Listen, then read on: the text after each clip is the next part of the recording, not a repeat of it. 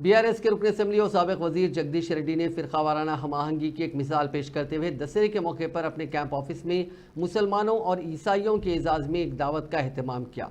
उन्होंने हल्के के मुसलमानों और ईसाई तबके की अहम शख्सियात को इस दावत में मदऊ करते हुए उनके साथ खाना खाया। इस मौके पर खिताब करते हुए जगदीश रेड्डी ने कहा कि बीआरएस के 10 साल दौर में तेलंगाना में गंगा जमनी तहजीब को काफ़ी बढ़ावा मिला था। कांग्रेस इख्तिदार में आने के बाद वक्फे से फिरका वाराना कशीदगी के वाक़यात पेश आ रहे हैं।